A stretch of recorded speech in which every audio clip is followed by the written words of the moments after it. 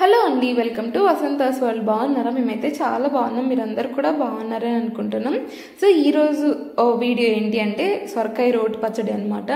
మీలో ఈ సొరకాయ రోటి పచ్చడి ఎంతమందికి ఇష్టం కామెంట్ చేయండి.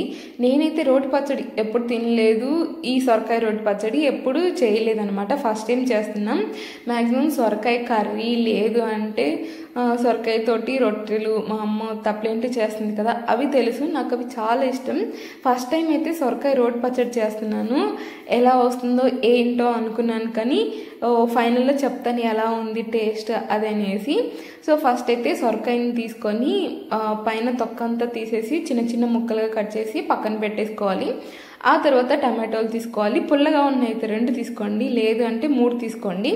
అవి కూడా కట్ చేసి పక్కన పెట్టేసుకోవాలి. ఇప్పుడు ఒక బాండీ తీసుకొని అందులో కొంచెం ఆయిల్ వేసి ఎండుమిరపకాయలు, ధనియాలు, జీలకర్ర ఇవన్నీ వేసి మంచిగా మిక్స్ చేసుకుంటూ ఫ్రై అవ్వనివ్వాలి.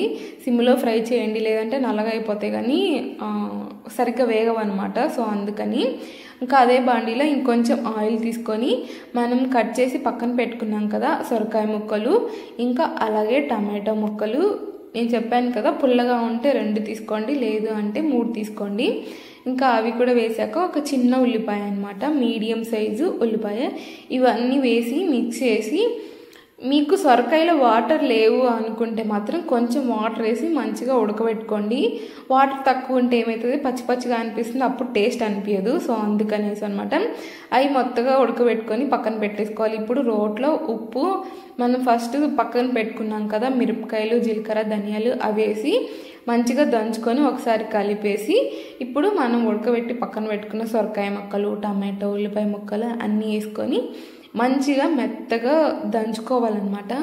ఎంతైనా రోటి పచ్చడేనండి. మిక్సీలో పట్టుకున్న దానికి రోట్లో నూరుకున్న దానికి చాలా డిఫరెన్స్ ఉంటుంది.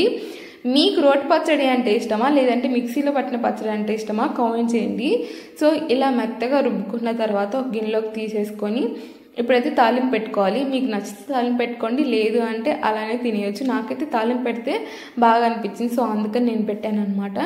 ఇప్పుడు అదే బాండీలో కొంచెం ఆయిల్ వేసి వెల్లుల్లిపాయలు కచ్చాపచ్చగా దంచుకొని తాలింపు గింజలు వేసుకోవాలి. శనగపప్పు, మినపప్పు, అలాగే జీలకర్ర, ఆవాలు, కరివేపాకు, ఎండుమిరపకాయలు ఇవన్నీ వేసి మంచిగా ఫ్రై అవ్వనివ్వాలి. తర్వాత మనం దంచి పెట్టుకున్న పచ్చడిని వేసి ఫైనల్గా కొత్తిమీరతో గార్నిష్ చేసుకోవాలి.